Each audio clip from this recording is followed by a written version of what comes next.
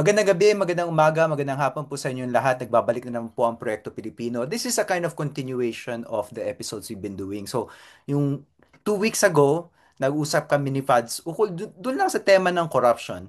And then the following week, we talked about yung rally and yung experience ng rally. And if you haven't seen that episode, siguro dapat balikan because their father gives advice on yung mga youth na for yung mga youth na napoliticize nung rally. Ano naman gagawin natin ngayon, di ba? Because of obviously kung nag-rally kayo nung nakaraang linggo, simula pa lang yon. Hindi dapat yun ang ending ng ating voyage towards political involvement.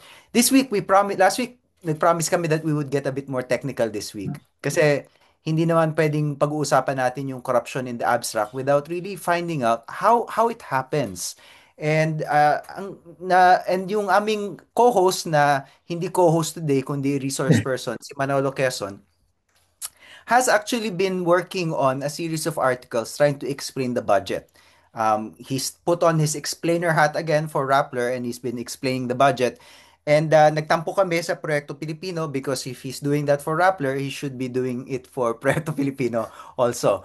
Iba naman yung format, Manolo. So I think I want to start by asking Manolo, bakit mo ginawa yun? Ang hirap ng proyekto na ito, yung to explain the budget process in this step-by-step manner. And it's very technical. Bakit ka nangahas to do this project?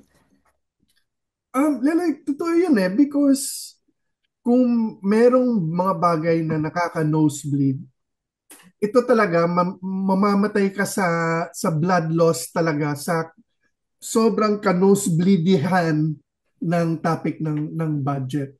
Mm-mm. Ngunit palaging nating naririnig bakit ba nakikialam ang mga mambabata sa ganitong bagay o ganung issue, dapat naman ang gawain nila gumawa ng batas. Well, kung batas ang pag-uusapan, isang batas lamang ang obligasyon ng mga mambabatas kada taon at ang batas na yon ay ang budget. Mm. Ngayon, dahil lahat tayo galit at maraming at parang hindi rin natatapos ang mga kwento at mga expose kung paano kinukupit ang pera ng ating budget, naisip ko na kailangan natin talagang himayin ito at tingnan ano ba ang ginagawa nila, paano ba ito nag-iba sa gawain nila noon, at paano ba ito tumagal ng ganitong katagal at walang nakapansin at ngayon lang sila nabisto. So, yun ang sinusubukan ko. Alam mo, mahirap talaga because ang daming, first of all, mahina ako, katulad ng maraming mga manunulat, mahina ako sa math. Tapos, maraming mga patakaran na talagang ang hirap intindihin dahil talagang ginawa ito para hindi talaga madaling maintindihan. Mhm. And finally, dahil ang lalaki ng mga salapi na pinag-uusapan dito. So, there comes a point na sa dami ng mga bagay at sa laki ng gastusin, parang mapapagod ka na talaga eh. But we have to try. Nung nasa palasyo ka, Manolo, familiar ka na dito sa process na to in this. Familiar ako, and it was the thing I hated the most. Kasi yun nga, talagang makokoma ka sa mga numero, sa mga detalye, Correct. sa mga acronym, yung mga kung ano ng mga bagay na hindi mo naman alam mo ang ibig sabihin nun. And then, nandun ka, parang feeling mo, ganito kalaki yung brain mo kasi hindi mo gets talaga. Oo. Um, it is what it is. So, let's start I with, like this, oh, Manolo, because mm, you can share in the struggle of our viewers. You know what it feels like to not understand the budget. The So, budget. Oo. huwag kayong matakot kasi kung kayo mga viewers, you feel like masyado to mahirap para sa inyo, yung ating explainer actually went through that process and it's actually better yun kaysa dun sa isang tao na nagets siya kagad because he doesn't know what it's like to be you. Um, Manolo, we should so I want our viewers to feel like we'll hold their hands through this Oo, process. oo. yeah. Mahirap, but let's Tapos do it. ano yan, siguro at a certain point, papaliwanag to ni Manolo. Kaya ano rin, Lelo, Manolo, correct me if I'm wrong, kung medyo baguhan ka sa gobyerno, kaya kang paikutan ng mga sanay sa budget. kahit matagal ka na sa gobyerno. Oo, tapos noon, kasi una sa ano mo sa departamento mo, kasi di ba executive mo naghahanda eh. Sa Yes. departamento mo muna, tapos sasalang ka pa niyan sa mga committee sa Congress, ha? Kumisan doon, mabubuli ka, di ba? Kung ano mga issue ang lumalabas. So anyway, Manolo, I'm sure gonna get to that. So, Oh, Well, Manolo, so fine. what's the headline? Where do we start? Okay, let's start with kada taon, kailangan ng budget para may basehan ang pamahalaan sa gastusin niya. Ngayon, ang budget na yon ay ihinahanda at isinasubmit ng Pangulo sa Kongreso mga isang buwan pagkatapos ng SONA. In fact, may relationship yan. Yung SONA, ang pagpapaliwanag at pagbabalita sa bayan at sa Kongreso kung ano ang mga layunin at gustong magawa ng Pangulo. And then, ang susunod doon, ang tinatawag na budget message kung saan sinabi niya, napakinggan na ninyo yung SONA ko, ito yung implementasyon nito. Ito yung kailangan ko ng ganito karaming pera para bayaran ng ganito mga gastusin. Ngayon, ang bawat departamento may sub-budget, etc. But anyway, it's very simple. Ang Pangulo ang magsasubmit. Pag sinabit niya ang budget, let's just say for argument, it's 1 billion pesos. Kahit anong gagawin ng Kongreso mula sa puntong iyon, hindi sila pwede lumampas sa 1 billion. Yun ang, Okay. yun ang kahon. That's the size of the pie. Di ba? Ngayon, ang pwede gawin ng Kongreso, pwede nilang kalikutin lahat ang laman ng pie. Di ba?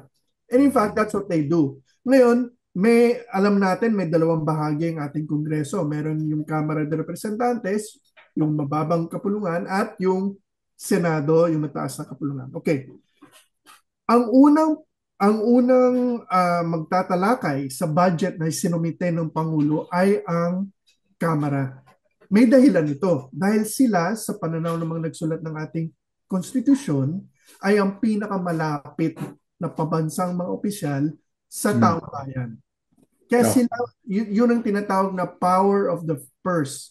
Di ba? Yung sila ang may hawak ng handbag ng bayan, ng pitaka. And sila ang magsasabi na ito ang pwede mong gastusin. So, ngayon, ang ginagawa nila, katulad ng sinabi ni Fads, unang-una, paghahatian nila yung budget na yon, di ba? At sila, titingnan nila yung ginawa ng Pangulo at hihimayin nila yon, kakalikutin nila, ibayin nila, and then, ang mga iba't ibang komite or subcommittee ng Kamara ay magtatalakay ng iba't ibang bahagi nito. Defense, education, health, di ba? Tapos, ibubuo nila ito, and then, ito ay isusumite naman nila sa Senado. Ang Senado, pwede lang niya talakayin gagawa sila ng sarili nilang pagtatalakay dito, committees na naman. Diba? Eventually, ang mangyayari, may dalawang draft bills, di ba? Yung nanggaling sa Kamara at yung nanggaling sa Senado. Magmi-meeting na naman yung dalawang bahagi ng Kongreso at susubukan nila magkaroon ng meeting of the minds. Susubukan nila na i-reconcile. Diba? Yun ang tinatawag na yung, di ba nagka-episode tayo dito, yung third branch of government, yung Bicameral Conference Committee. Ngayon, yun ang patakaran. Alam naman natin na ang patakaran iba pa sa ugali at sa nasanayan. Ang nasanayan natin, ang nasanayan ng ating mga mambabatas ay katulad din ng nasanayan natin sa school na pag may grupo na binibigyan ng trabaho, usually isang maliit na grupo mula sa malaking grupo lamang ang magtatrabaho. Yung ganun ang buhay, hindi ba? And so, minsan mapapakinggan mo sa balita na may mga tinatawag na small committee. Kahit yung Bicameral Conference Committee, may maliit pang subcommittee nito, yung sa school, ito yung mga nerd, ito yung mga, alam mo, mahilig mag-aral, at hindi yung mga Sila Leloy. di ba? So Manolo, sa tingin ko may baka naman merong hangganan itong comparison mo sa group work. Kasi sa group work, yung mga nagtatrabaho ay mga nerd, pero sa budget, may pera eh. Hindi lang grade ang involved. So, Hmm. posible ba na yung mga matrabaho, hindi lang yung mga nerd, kundi yung mga taong gustong masilip, magkano bang pera yung gusto nilang, yung pwede nilang kitain sa pamamagitan ng pag-allocate ng pera sa budget? Okay, I think we should distinguish at this point yung mga agenda ng mga tao. In this case, mga mambabatas. And here, kailangan tayo mag-rewind ng konti. Um, ang budget, ang kaisa-isang batas na required every year. In other words, ang mga mababatas, kung wala silang ipapasang batas sa isang taon, walang makakapilit sa kanila except for the budget kasi required. Ngayon, alam mo natin, meron nga nagsabi, isang Amerikanong Speaker of the House dati, sabi niya may dalawang bagay na napakahalaga sa politika. Ang numero uno, pera. Hindi ko na matandaan ano yung pangalawa. So, pagdating sa politika, lahat ng mga mamabatas, politiko, pera ang problema ng pagiging politiko. Now, the idea is na kaya na-invent yung tinatawag na patronage o yung pork barrel. Ano ba yung pork barrel? Simple lang ang ideya dito na bahagi ng trabaho mo bilang mambabatas at bilang politiko na makakuha ng porsyento ng budget na gagastusin sa distrito mo upang patunayan sa mga bumoto sa iyo na may pakinabang sila sa paglilingkod mo. There are some who do it without percentages. Diba? Meron mga mambabatas na hindi interesado sa pork barrel. But most of them, at hindi pa man lang natin pinag-iusapan ang pagbubulsa ng pera dito, ang karamihan sa kanila, ang pananaw nila, lehitimong uri ng trabaho nila ang maniguro na may porsyentong darating sa kanilang distrito. In the old days, in other words, mula sa panahon na kinopya natin dito sa mga Amerikano hanggang nagdesisyon ng Supreme Court around 2013, if I'm not mistaken, ang sistema ganito, talagang merong fixed amount na guaranteed mula sa budget kada distrito at kada senador. In other words, ikaw, Leloy, kinatawan ka ng Taguig, you get 40 million every year. Ikaw nang bahala saan yung gagastusin. Wow. And nasa congressman kung saan niya gagastusin yun. For shed, for school, statue na may mukha niya, or whatever. Diba? Ngayon, doon nagsisimula ang mga monkey business. Kung may 40 million ka rin pala, lahat ng interesado na makakuha ng porsyento na yon para sa mga proyekto, pwede silang mag-offer dun sa congressman. Congressman, kung bigyan mo ako ng 10 million, 5 sa inyo. O 2 sa inyo. Di ba? Doon na nagsisimula yon. O, boss naman, di ba? Kumpare kita eh. Bakit hindi na lang ako? Bakit pa yung isa kahit mas mura? Tayo naman may pinagsamahan. Di ba? May mga ganun. Boss, di-deliver ko sa iyo yung barangay. Dito na lang yung basketball court. Wag na sa kabila. Hindi naman sila bumaboto sa iyo. Okay, alam na natin yan. So, yan yung mga 10%, 20%, 50%, 60%. Ngayon, ang problema para sa mga politiko, sabi ng Supreme Court in 2013, hindi trabaho ng isang mambabatas na ituro sa Department of Public Works or Department of Education o kahit sino man kung saan gagastusin ang pera. Trabaho lang nila hatiin yung pie, but yung pagkuha ng piraso at pag-consume nito, iba na ang dapat gumagawa nito. So, ang laki ng problema sa mga mambabatas because they've been trained for 90, 80 years na yun ang patakaran. And at first, ang sinubukan nila, and doon mo makikita, nag-iiba ang uri ng mga skandalo na inabalahan ng mga tao.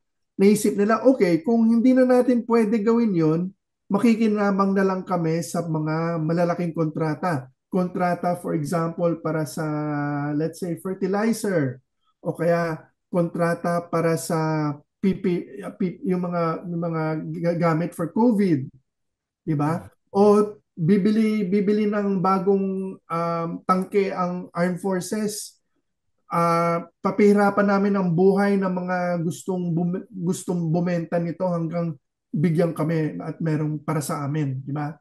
I see. These were the ways they were doing it until um, meron na namang ibang henyo sa Kamara at sa Senado na isip nila, teka, okay, so um, kung hindi natin pwedeng sabihin kung saan gagastusin yung salapi dahil pinagbawal ng Supreme Court after we pass the budget, let's just do it before we pass the budget. Diba? Habang pinagdidebatihan natin kung ano ba ang ilalaan para dito o doon. So you see, it was a very simple thing na magkasunduan na lang tayo, magkakontsaba na lang tayo, bago man lang isulat natin sa listahan at sa talaan kung saan pupunta ang mga pera. And essentially, that's the first thing that happened. Okay? So yun, wala namang ebidensya yun, di ba? Wala naman, because kung titingnan ng sino man, demandahan mo, kahit magkademandahan pa yun, sasabihin lang ng mga kongresista, aba, ginawa lang namin pag-aayos ng talaan kung saan magagastusin ang mga bagay na ito. Malay namin sinong nakakuha ng kontrata. Hindi naman namin trabaho yun. Korte Suprema ang nagsabi na wala kaming papel doon.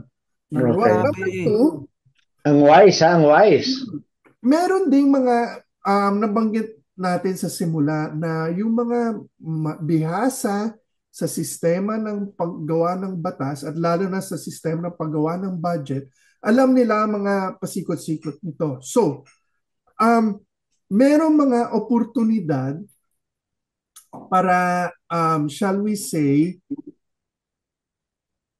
makalabas sa kulungan na ginawa ng Pangulo. What do I mean? Ang kulungan na ginawa ng Pangulo, X amount for defense, Y amount for health, Z amount for defense, let's say.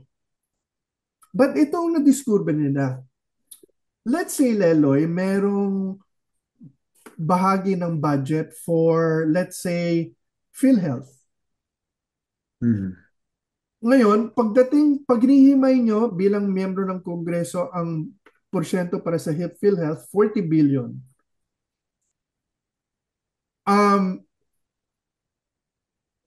Ito lang kailangan mong gawin. Sasabihin mo, hindi na natin kailangan yan. Tanggalin na natin yung 40 billion na yan.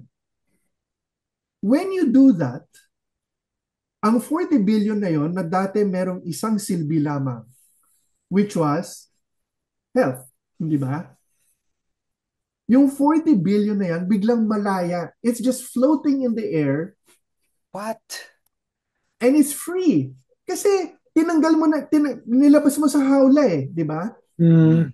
And then, Manolo, aning may term sila dyan, di ba? Unprogrammed or it goes to unprogrammed funds. Yung di ba, lahat may program funds. May programa yan eh. May schedule, may dahilan, di ba, may patakaran. Sasabihin mo, hindi na natin kailangan itong 40 billion na ito. Ilalabas natin ito sa hala. Pwede sino man na lang ang pwedeng humuli nito. O pwede pa nilang himayin ito na mas maliliit na mga bagay. Biglang lahat may grasya sa 40 billion na yon. Basta wala nang paper trail after that point. Pumasok na sa unprogrammed funds. And then later on, pwede nilang sabihin na ito, ang dami pala nating unprogrammed funds. Sayang yung pera, mapapanis. May konsepto sa budget na mapapanis ang pera eh. Kasi kung hindi mo gagastusin, babalik sa treasury. So sasabihin mo, gamitin na lang natin ito sa ibang pangangailangan katulad ng pagbaha. Naku, grabe, sino man ang lalaban sa baha, di ba? Lahat tayo. Pag may lindol. Yes. And then sasabihin nila. Manolo, question lang. A quick question. Walang nagmo-monitor ng program funds? Wala bang nag-approve? Walang Remember, this is all happening habang hinihimay pa nila ito eh. Sila. Oo, Ah, sila. okay. So, during that time, i-allot na nila ang program. Yes, they can. Oh, and they should because biglang they discovered parang gumawa ka ng windfall para sa sarili mo eh. So, Diba? pag yung nag-agree sila, papasok tong pera doon sa program, bago aprubahan ng Kongreso at ng Pangulo, kailangan nakahati-hati na rin yon. Yes, and in fact, mapapansin nito sa bicameral conference committee. 'Di ba? Dadaanan nila yung final proposal ng House, final proposal ng Senado, mapapansin nila bigla na, aba, may malaking unprogram dito, but ang dami pangangailangan ng bansa. Aba, kailangan ayusin ito. And then they start. And then of course, at that point, palapit na ang deadline because this is near the end of the year and because nainip na rin ang Pangulo at gusto na niyang pirmahan ito. And so, imbes na konsultahin lahat in the interest of efficiency, sasabihin ng Speaker at ng Senate President, aba, gumawa na lang tayo ng maliit na grupo, sila na nang bahala, sila na namang may alam nito eh, hindi naman natin gets yan eh. Sige boss, let's do that.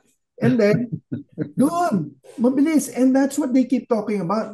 No, it's easy na itong mga bilyones, trilyones, ang bilis mo na pwedeng ikalat-kalat yan, di ba? So saan siya kumakalat, Manolo? To line agencies pa rin, I assume. So To-line unprogram agent, tapos to to-line a line agencies, agency. yes. But Yeah. meron ng kasunduan With a congressman, for informally with the example. congressman, with everyone na ang, di ba, congressman ng Timon na sasabihin, ito na ang pinagkasunduan natin dito ha. Alam na ninyong gagawin natin dyan ha. Pag Which is, bumagsak sa inyo, ito na yung gagawin natin. yes. Which was different from the way before na less efficient.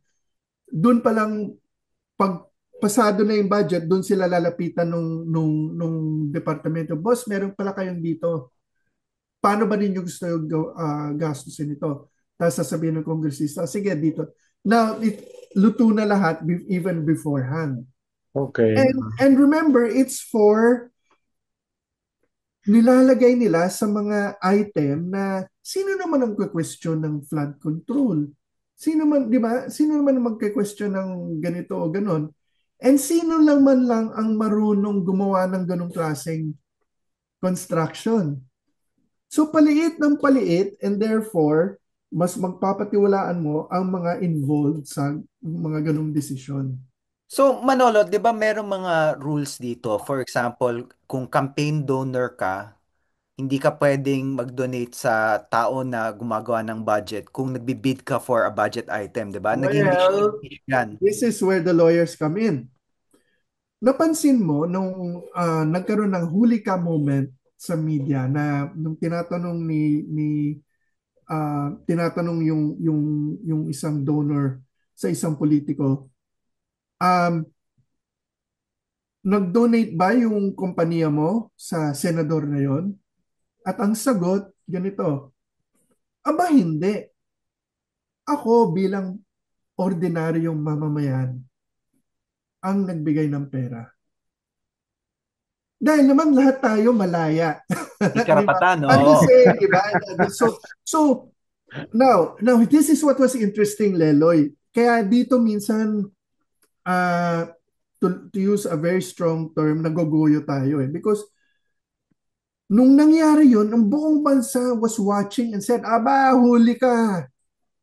But hindi siya huli. Dahil ang sagot niya, dumaan na sa kanilang mga abogado. Now, it served the political purpose. Kasi yun nga, yun ang mensahe sa buong bansa, aba, huli yan. But kung darating ang araw na magkakaroon ng demandahan o kaso, I am almost 99.9% sure na maaswelto yung mamang. Dahil alam niya yung legal na sagot. Both yung politiko at yung donor. Yes. Oo. And therefore, nung sinabi na, aba, ang daming mahuhuli dito, maraming maaaswelto dito. Dahil they knew that fine line. So Manolo, ang daling denggo yan, ang daling manggoyo. Would you say na mas malala pa ito kaysa dun sa pork barrel system dati? Mas maraming kayang Yes, and I'll tell you makapagong sistema. why according to yung mga nakusap kong budget people, bakit mas malala ito. First of all, um, merong mga, di ba sabi ko sa iyo na kung merong nakalaan na isang item at tatanggalin mo sa item na yon at magiging malaya yung pera, um, you can do anything you want with the money. Ang problema, merong mga budget items na required. I'll give you an example. Kung merong tulong na galing sa ibang bansa, so sasabihin ng Japan, magbibigay kami ng 1 bilyon para gumawa ng mga tulay sa mahirap na probinsya. Um, may dalawang kondisyones lang ito. Number one, yung 1 billion na yan, kailangan mo bayaran sa amin after 50 years. Mm. Di ba? Number two, kailangan kung gagastos kami, Japan, of 1 billion, kayong mga Pilipino, gagastos din kayo ng 1 billion para partner tayo. Yung pera na nakalaan both for partnering and for, let's say, yung pagbayad nung loan, yung mga yun kinalikot din. Wow. Because No. hindi naman, alam mo, ang mga ibang bansa na tumutulong sa atin, hindi naman sila maghahanap ng away, hindi rin sila gagawa ng gulo, hindi sila makikialam sa sarili nating mga sistema. Bahala na lang what happens sa susunod na administrasyon pag kailangan na bayaran yun or whatever. Di ba? But basically, it got to the point that doon talaga nagagalit yung mga ibang budget experts na kahit yung mga patakaran na kahit nung mga sobrang kurakot noon, ginagalang nila, ngayon hindi na ginagalang.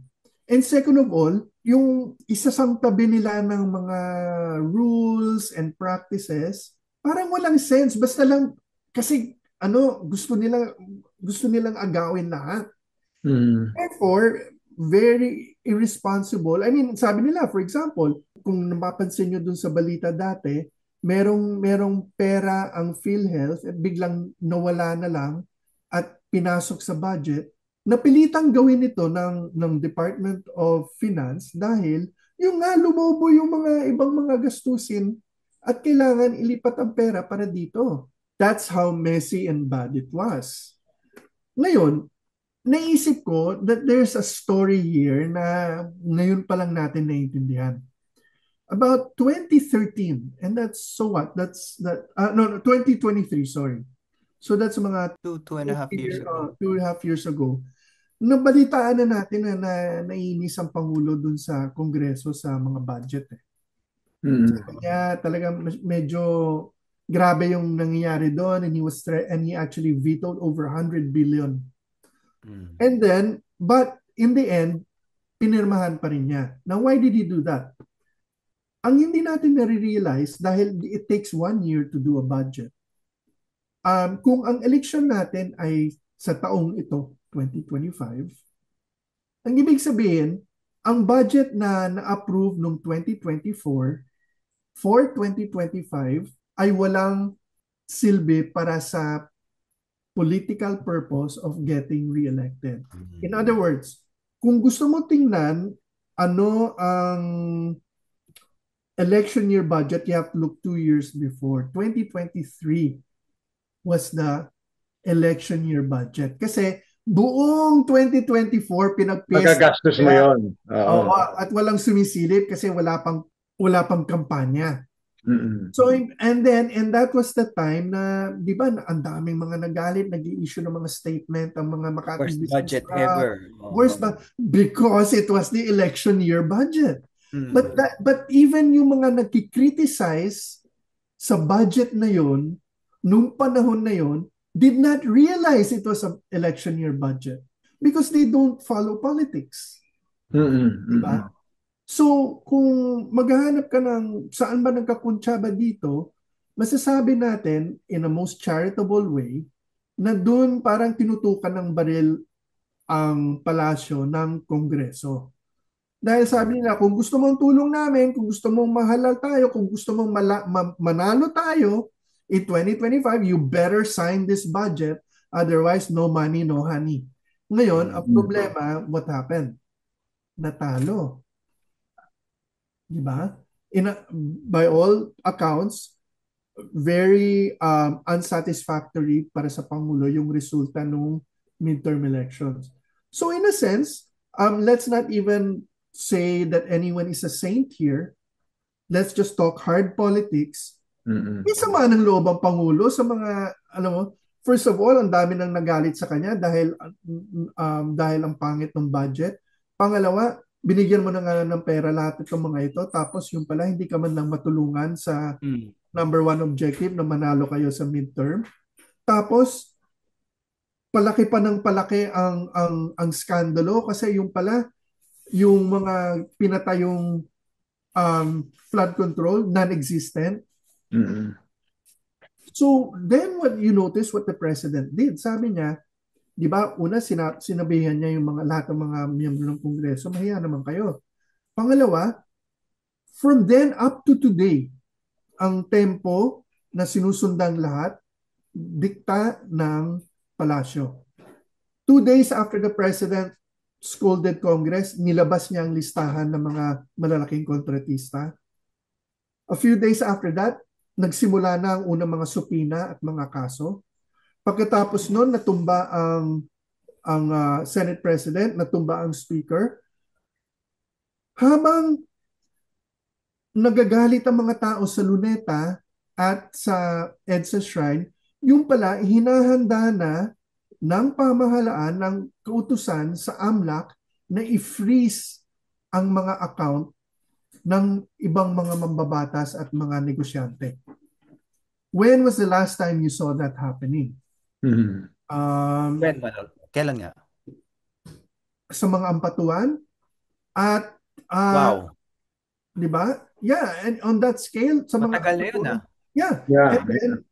And then nung not to this extent sa even nung time na ng ibang mga iskandalo. So, I mean, ibig sabihin nito, habang pinagdidebatihan pa ng tao, ano bang dapat gawin natin? Ano bang layunin ng mga protesta natin? Ito yung aksyon eh.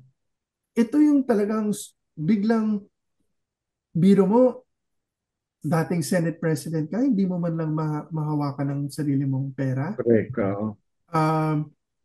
Winarningan nila na ang susunod yung dating Speaker, pinsang buo ng Pangulo, di ba? Ngayon, masasabi natin ang pagkakaiba nito, yung kay dating Senate President, in-announce nila frozen na. Sa Speaker, sabi nila, may balak kami na i-freeze.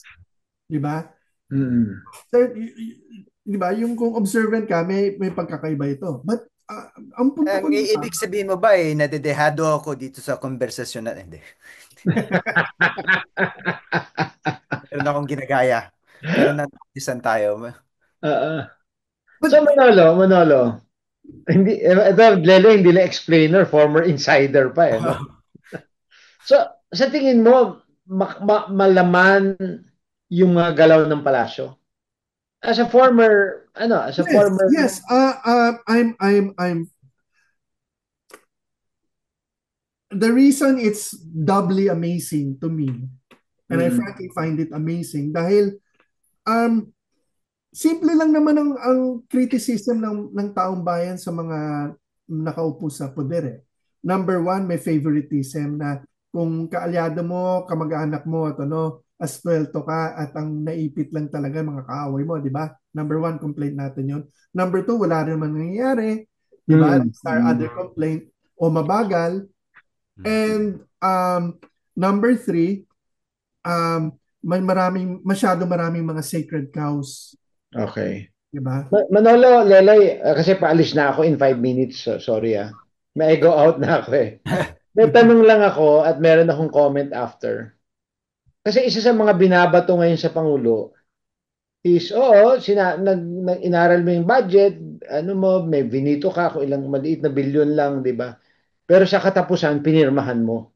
So, di ba, yun yung binabato sa kanya. Di ba? Kasi, okay, fine, but itong kinukwento mo nga, parang is balancing that eh, di ba? So, if you could respond to that. And then, Sometimes, hindi ko alam kung nabanggit ko to, Leloy, no?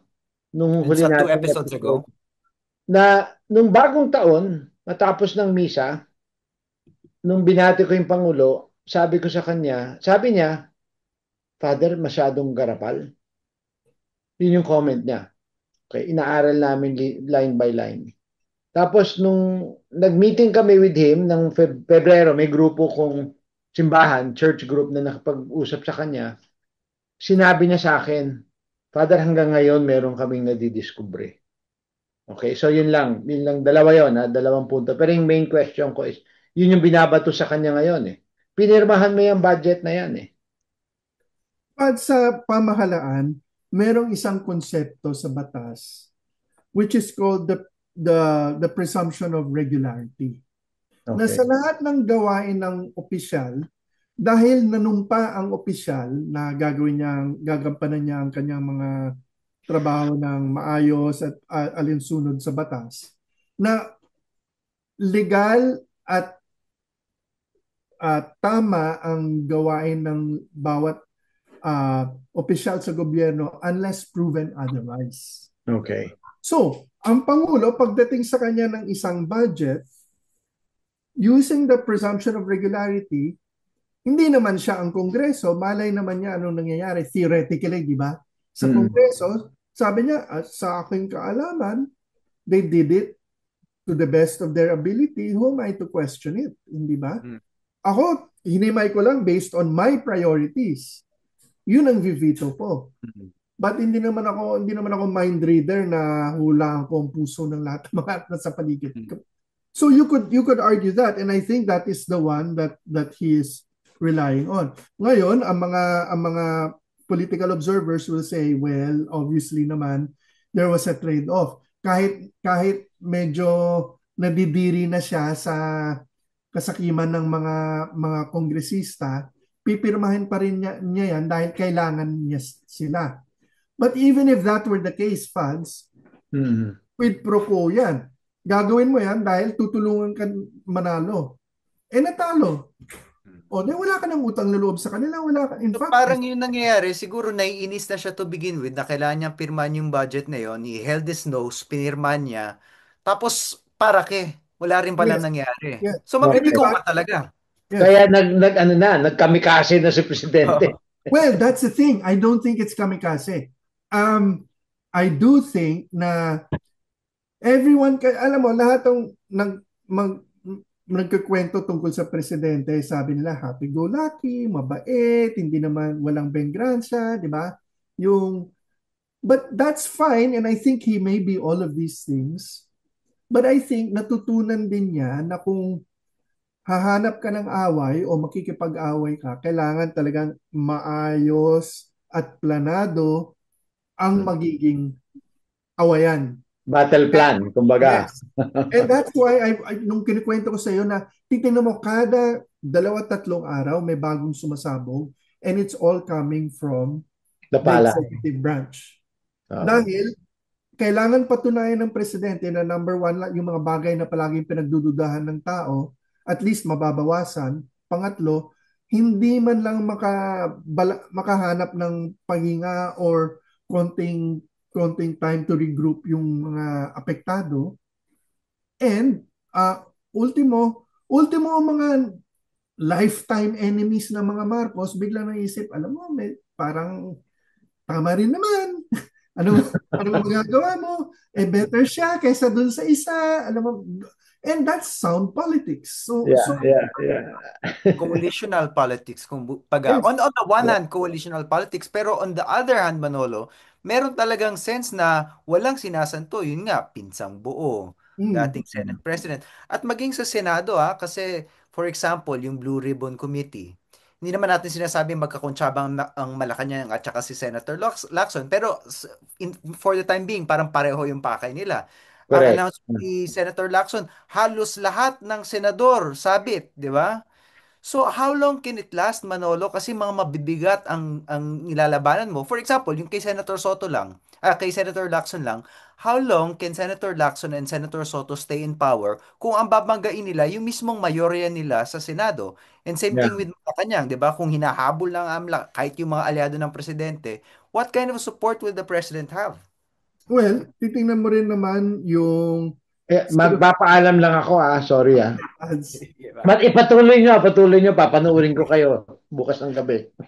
Thank you, Vance. Katulad nung kasabihan natin nung nasa college tayo, from 9 a.m. hanggang sawa.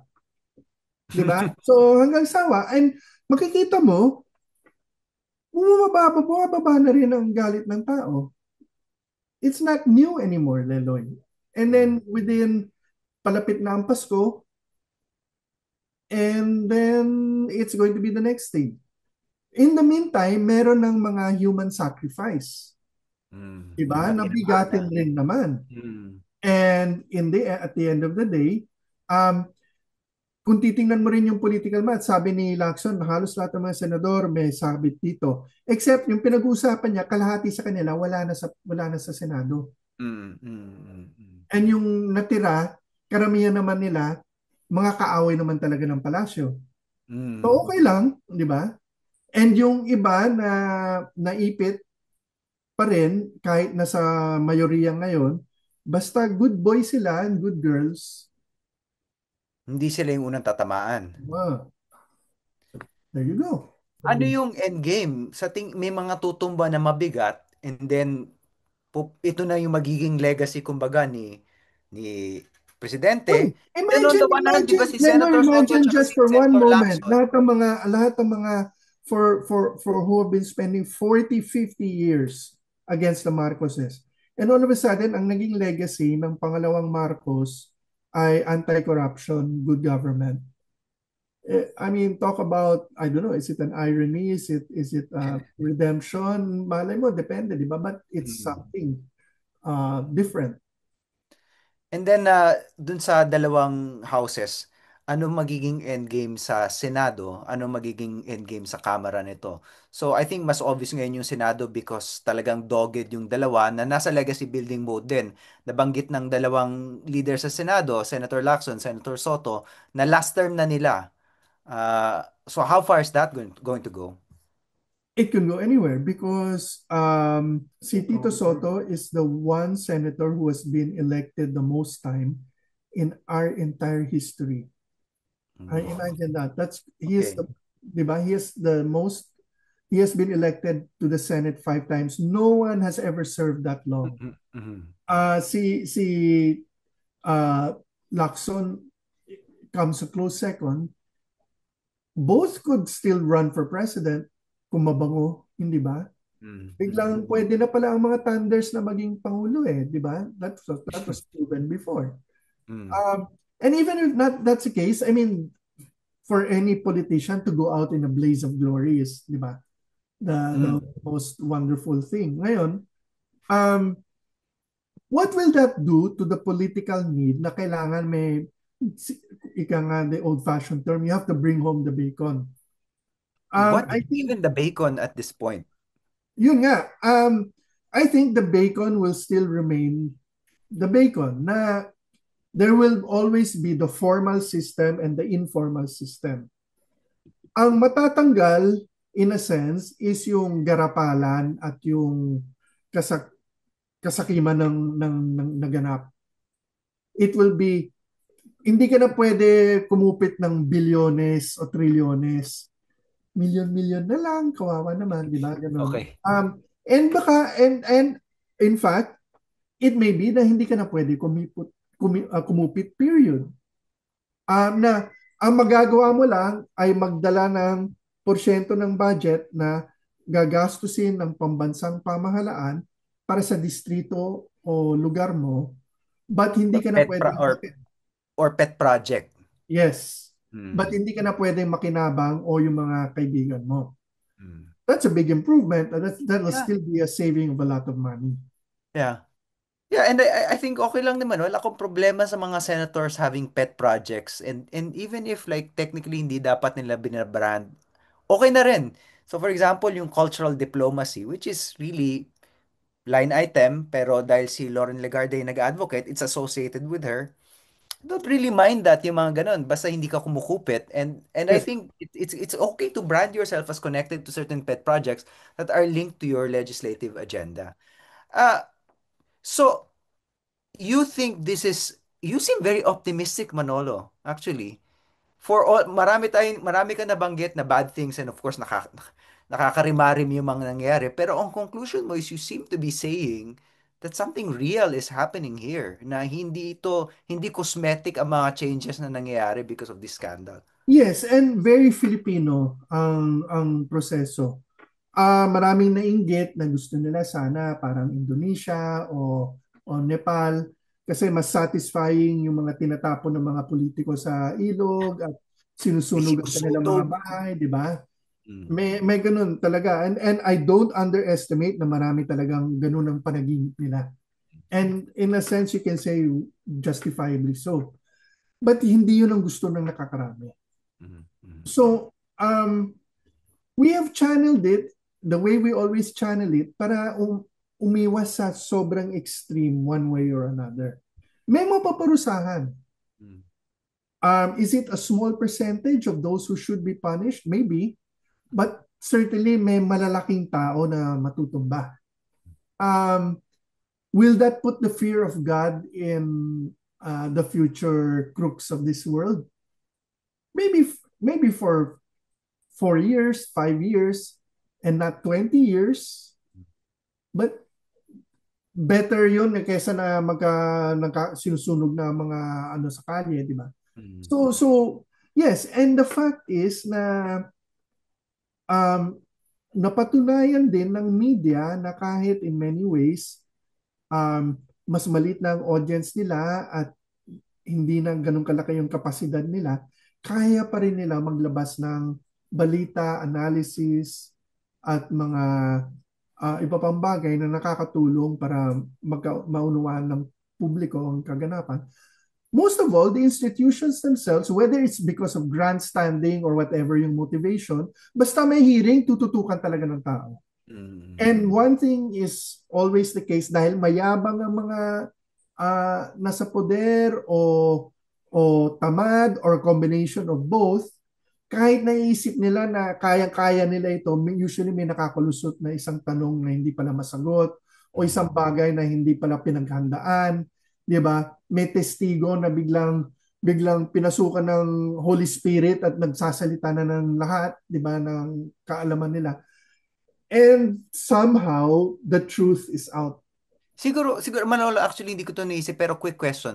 Yung mga testigo, they're being very candid. Nabanggit mo nga, parang pag tinanong, sumasagot at nagbibigay ng pangalan.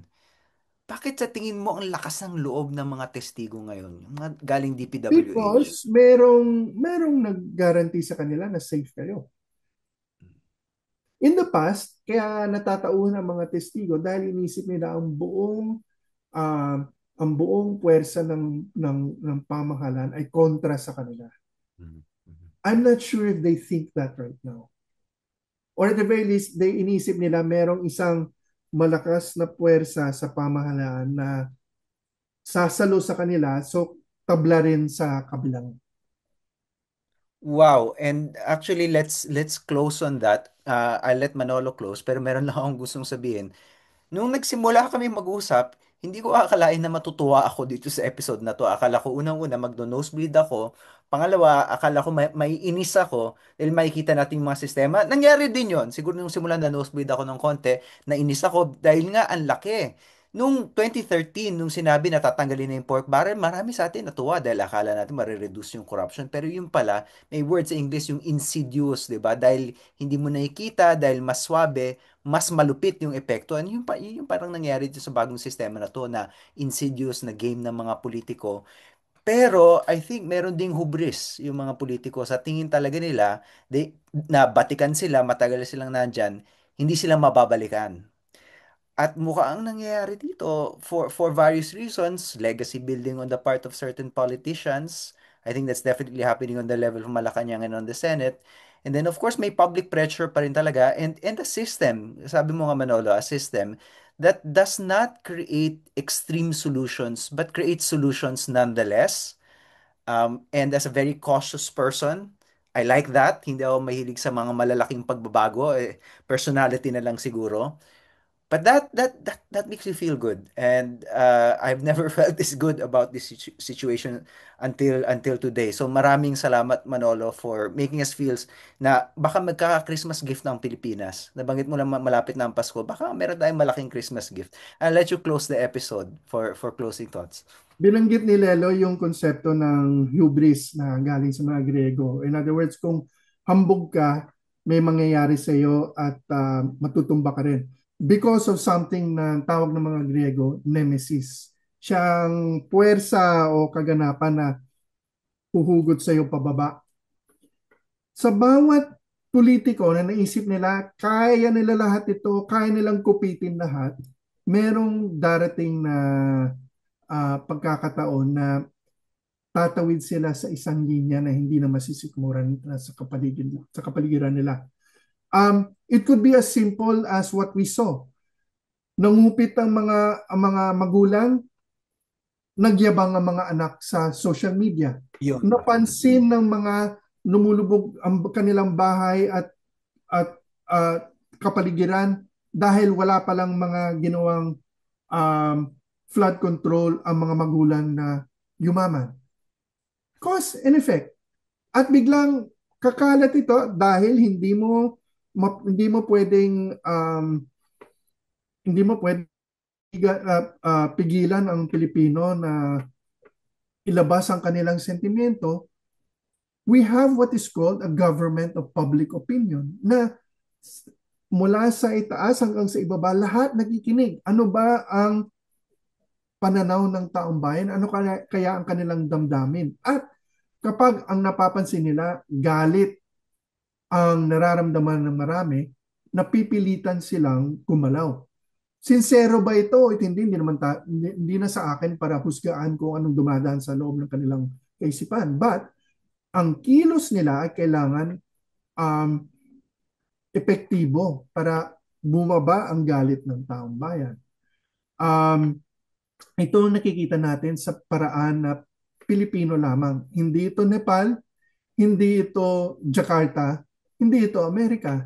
Meron tayong sariling sistema dahil sanay na tayo sa mga delubyo, sanay na tayo sa mga gera na mahanap tayo ng paraan na may masasampulan ngunit hindi madadamay lahat. Dahil kung idadamay mo ang lahat, may inosenteng masasaktan. And that's the way we do it, one way or another. Sa akin, nung lumabas ang taong bayan at nag-rally sila, talagang napilitan lahat na makinig, kumilos, at humarap sa problema na sinasabi ng mga nasa kapangyarihan na hindi naman ganun kalaki. Yung pala, napakalaki. Thank you very much. At dito nagtatapos ang aming three-parter on this corruption issue sa Proyekto Pilipino. Siguro baka mag-four-parter again, babalikan natin to. Pero itong 3 episodes na to, sana balikan natin yung initial reflection si Father on yung morality and of course yung impact ng corruption. Yung reflection si Father Tito next episode tungkol naman doon sa rally, and then ngayon yung pagtingin natin doon sa specific process ng budget at kung ano yung nangyari doon. Maraming maraming salamat po, and I hope you enjoyed the three-parter. Ito po ang Proyekto Pilipino.